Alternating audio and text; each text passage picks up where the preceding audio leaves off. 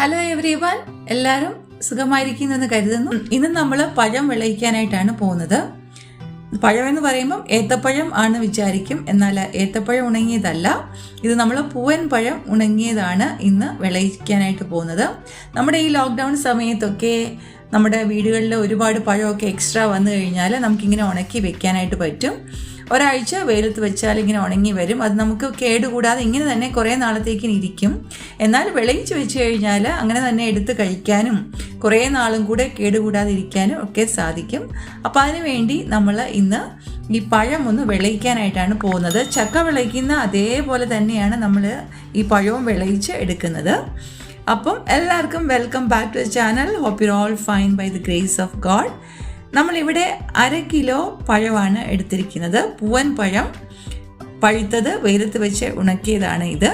നമുക്ക് ഞാലിപ്പൂവൻ പഴമോ ചാരപ്പൂവനോ അതൊക്കെ നമുക്കിതുപോലെ ഉണക്കിയെടുക്കാനായിട്ട് സാധിക്കും. അതിന് കൂടെ നമുക്ക് വേണ്ടിയത് 50 ഗ്രാം ശർക്കരയാണ്. ശർക്കര ഇത് ചിരകി എടുത്തിരിക്കുന്നതാണ്, ശർക്കര പൊടിയാണ് എടുത്തിരിക്കുന്നത്. പിന്നെ 1/2 ടീസ്പൂൺ ജീരകം, 3-4 ഏലയ്ക്ക, ഒരു ചെറിയ കഷ്ണം ചുക്ക്, ഇത്രയും വേണം. ജീരകവും ഏലക്കയും ചുക്കും ഒക്കെ ഒന്ന് പൊടിച്ചെടുക്കണം.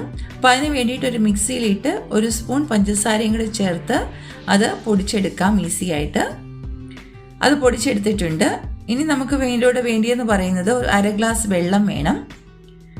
പിന്നെ നമ്മുടെ ഈ ഉണങ്ങിയ പൂവമ്പഴമൊക്കെ ഒരു ബൈറ്റ് സൈസ് പീസായിട്ട്, ചെറിയ പീസായിട്ട് നമുക്കൊന്ന് കട്ട് ചെയ്ത് വെക്കാം. പിന്നെ ഒരു പാത്രം അടുപ്പത്ത് വെച്ച് ചൂടാകുമ്പോൾ അതിലേക്ക് 1/2 ടേബിൾ സ്പൂൺ നെയ്യ് ഒഴിച്ചു കൊടുക്കാം. നെയ്യ് ഉരുകി കഴിയുമ്പം നമ്മൾ എടുത്ത് വെച്ചിരിക്കുന്ന ശർക്കര ചിരകിയത്, അതിൻ്റെ കൂട്ടത്തിൽ 1/2 കപ്പ് വെള്ളം, ഇതും കൂടെ ചേർത്ത് ഒന്ന് അലിയുന്നിടം വരെ ഇളക്കി കൊടുക്കുക. പിന്നെ ഫ്ലെയിം ഹൈ ആക്കി വെച്ചുകൊണ്ട് അത് നന്നായിട്ടൊന്ന് കുറുക്കിയെടുക്കണം. നന്നായിട്ട് ബോയിലായി കഴിയുമ്പോഴത്തേക്കിന് നമ്മൾ പൊടിച്ചു വെച്ചിരിക്കുന്ന ജീരകവും ഏലക്കയൊക്കെ ഉണ്ടല്ലോ, അതും കൂടി ഒന്ന് ചേർത്ത് ഇളക്കി കൊടുക്കാം. പിന്നെ ഒരു 2-3 മിനിറ്റ് നമ്മൾ ഒന്ന് നന്നായിട്ട് മിക്സ് ചെയ്ത് കൊടുത്താലേ അത് പരുവമാകുകയുള്ളൂ. ഒരു നൂൽ പരുവമൊന്നും വേണ്ട കേട്ടോ. ഒന്ന് നന്നായിട്ട് കുറുകി ഒരു സ്റ്റിക്കി ആയിട്ട് വരണം, അത്രേ ഉള്ളൂ. അപ്പോൾ ഇടയ്ക്കിടയ്ക്ക് അതിൻ്റെ പരുവം ഒന്ന് ശ്രദ്ധിച്ച് നോക്കുക, ചെക്ക് ചെയ്തുകൊണ്ടിരിക്കുക. ഒരു ഒട്ടുന്ന പരുവാകുമ്പോൾ നമുക്കതിലേക്ക് ഉണങ്ങി വെച്ചിരിക്കുന്ന പൂവമ്പഴം ഇട്ട് കൊടുക്കാവുന്നതാണ്. ഈയിടെയാണ് കേട്ടോ എനിക്കിങ്ങനെ പൂവമ്പഴവും ചെയ്യാം എന്ന് ഒരു ഐഡിയ കിട്ടിയത്. ഏത്തപ്പഴം പണ്ടൊക്കെ മമ്മി ഒക്കെ ചെയ്ത് കണ്ടിട്ടുണ്ട്, എന്നാൽ പൂവമ്പഴവും ഇങ്ങനെ ഉണങ്ങി ചെയ്യാമെന്നുള്ളത് ഈയിടെ എനിക്ക് പിടികിട്ടിയ ഒരു കാര്യമാണ്. അപ്പോൾ ആരുടെയെങ്കിലുമൊക്കെ വീട്ടിൽ ഇങ്ങനെ പൂവമ്പഴമോ ഞാലിപ്പൂവനൊക്കെ ഒരുപാട് പഴുത്ത് നിൽക്കുന്നുണ്ടെങ്കിൽ ഉണങ്ങി വെക്കുക. ഇതുപോലെയൊക്കെ ഉണ്ടാക്കി കഴിഞ്ഞാൽ പ്രിസർവ് ചെയ്യാൻ നമുക്ക് ഈസി ആയിട്ട് 4 മണിക്ക് ഉള്ള പലഹാരം റെഡിയാക്കി കിട്ടുന്നതാണ്.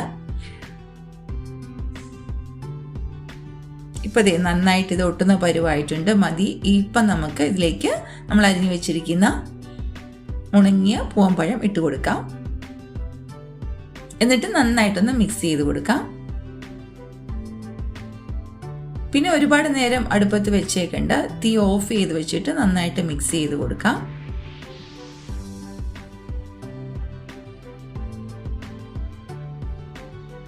ഒരുപാട് നേരം ചൂടാക്കി കഴിഞ്ഞാൽ പിന്നെയും ആ ശർക്കര മുറുകിയിട്ട് വളരെ ടൈറ്റായിട്ട് പോവും.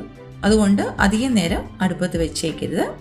തണുത്ത് കഴിയുമ്പം ചെറിയ കുപ്പികളിലോ പാത്രങ്ങളിലോ ആക്കി പ്രിസർവ് ചെയ്യാവുന്നതാണ്. ഫ്രിഡ്ജിലൊന്നും വെക്കണ്ട, വെളിയിൽ വെച്ചിരുന്നാലും കേടാകുകയില്ല കുറേ നാളത്തേക്കിന്. ഒത്തിരി നാൾ, ഒരുപാട് മാസങ്ങൾ പ്രിസർവ് ചെയ്യണമെങ്കിൽ ഫ്രിഡ്ജിൽ സൂക്ഷിച്ച് വയ്ക്കുക. ചക്ക വിളയിച്ചത് നമ്മൾ എവിടെയൊക്കെ ഉപയോഗിക്കുന്നോ അവിടെയൊക്കെ നമുക്ക് ഈ പഴം വിളയിച്ചതും ഉപയോഗിക്കാവുന്നതാണ്. അപ്പോൾ ഇന്നത്തെ ഈ പഴം വിളയിക്കുന്ന പരിപാടി നിങ്ങൾക്ക് ഇഷ്ടമായി എന്ന് കരുതുന്നു. ഇഷ്ടമായെങ്കിൽ ലൈക്കും ഷെയറും ഒക്കെ ചെയ്യുക. പിന്നെ ആദ്യമായിട്ട് ഈ ചാനൽ കാണുന്നവരുണ്ടെങ്കിൽ സബ്സ്ക്രൈബ് ചെയ്ത് വെക്കുക. അതിൻ്റെ കൂട്ടത്തിൽ ബെൽ ഐക്കൺ പ്രസ് ചെയ്ത് ഓൾ എന്ന ഓപ്ഷനും കൂടെ ചൂസ് ചെയ്ത് വെക്കുക. എന്നെങ്കിൽ മാത്രമേ നമ്മൾ അപ്ലോഡ് ചെയ്യുന്ന എല്ലാ വീഡിയോസും നിങ്ങൾക്ക് കിട്ടുകയുള്ളൂ. എല്ലാ ഉപകാരപ്രദമായ വീഡിയോസ് മാത്രമേ നമ്മുടെ ചാനലിൽ കൂടെ വരികയുള്ളൂ. ഇത് കുക്കിംഗ് ചാനലാണെങ്കിൽ കൂടി ഇതിൻ്റെ കൂടെ ബ്യൂട്ടി ടിപ്സും ഗാർഡൻ ടിപ്സും എൻ്റർടൈൻമെൻറ്റ് വ്ളോഗ്സും ഒക്കെ ഉണ്ടാകാറുണ്ട്. Thank you for watching today's video. ഉടൻ തന്നെ ഒരു പുതിയ വീഡിയോയുമായിട്ട് നമുക്ക് കണ്ടുമുട്ടാം. എല്ലാവരും സുഖമായും സന്തോഷമായും ഇരിക്കണം. May God bless you all with love, Merin teacher.